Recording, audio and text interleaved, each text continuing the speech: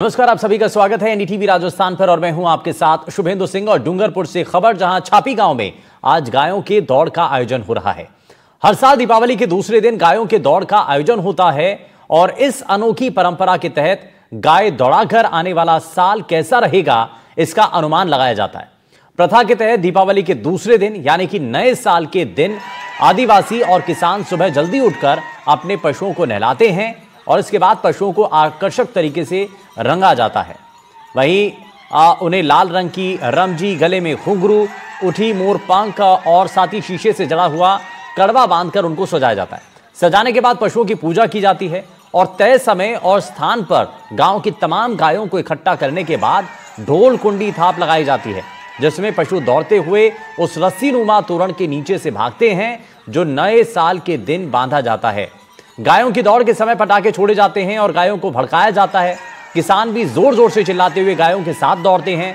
अब इसमें मान्यता है कि इस दौड़ में सफेद रंग की गाय आगे निकलती हैं तो आने वाला साल अच्छा निकलेगा, फसलें अच्छी होंगी और मजदूरी भी अच्छी मिलेगी। वहीं काले रंग की गाय आगे निकलती है तो साल अशुभ माना जाता है और कहा ही जाता है कि उस साल फसलें ठीक नहीं होती, अकाल पड़ता है। और यदि लाल रंग की जो गाय है वो आगे निकलती है तो साल जो है वो साधारण माना जाता है।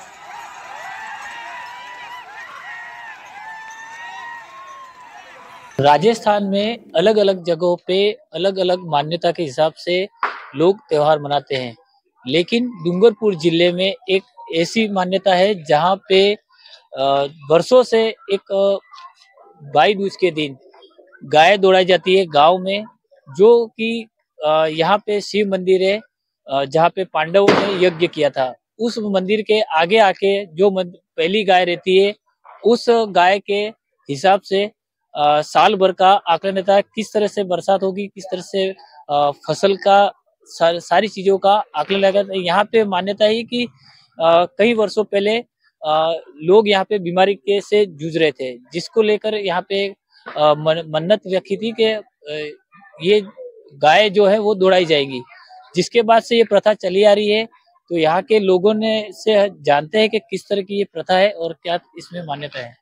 इसी प्रथा को शुरू से चलती आ रही है और इसी प्रथा में हमारे गांव में क्या होता है कि बीमारी फैल गई थी। बीमारी को खत्म करने के लिए कई प्रकार के डॉक्टर भी आ चुके थे, पर इससे बीमारी खत्म नहीं हुई, जिसके कारण पूरे गांव वालों ने मिलकर निर्णय लिया कि अपने गायों का एक रेस बनाते हैं और गाय की धूल जो उठेगी और धूल से जो इसकी लगेगी वो व्यक्ति सही हो जाएगा।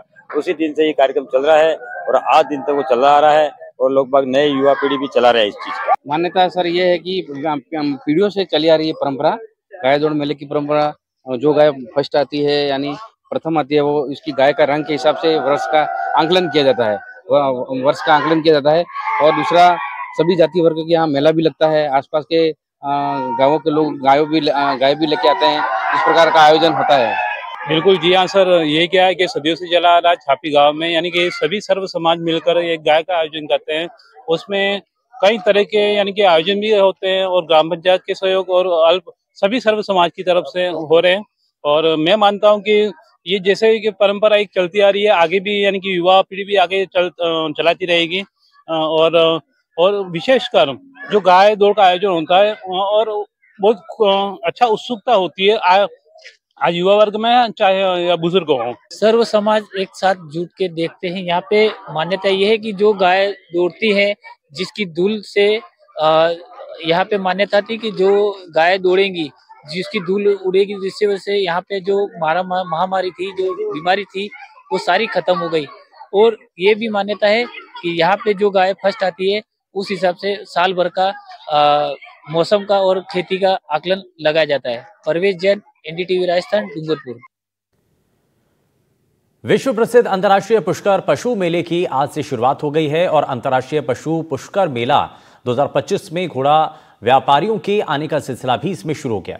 पंजाब, हरियाणा, गुजरात, मध्य प्रदेश सहित देश के अलग अलग राज्यों से घोड़ा व्यापारी अपने अपने श्रेष्ठ नस्ल के घोड़े लेकर पुष्कर पहुंच रहे हैं। मेला मैदान में अब घोड़े के टेंटों की कतारें नजर आने लगी हैं। व्यापारियों का मानना है कि इस बार मारवाड़ी और नुकर नस्ल के घोड़ों की बिक्री सबसे ज्यादा होगी। पहचान उनकी आकर्षक रंग, चाल और रॉयल लुक से की जाती है। घोड़ों की कीमत उनकी नस्ल, प्रशिक्षण और शो प्रदर्शन क्षमता के आधार पर तय होती है, जो हजारों से लेकर करोड़ों रुपए तक जाती है। कई नामी ब्रीड्स अपने जो है ब्रीडर्स जो हैं वो अपने घोड़ों को यहाँ पर प्रदर्शन और बिक्री दोनों के लिए लाते हैं। शुरुआती दौर में घोड़ा व्यापारियों ने अपने अपने टेंट टांग दिए हैं। घोड़ों को आरामदायक माहौल में रखा गया है। पुष्कर मेला मैदान इन दिनों इन रॉयल घोड़ों की रौनक से जगमगा उठा है, जहां खरीदारों और सैलानियों की हलचल बढ़ रही है।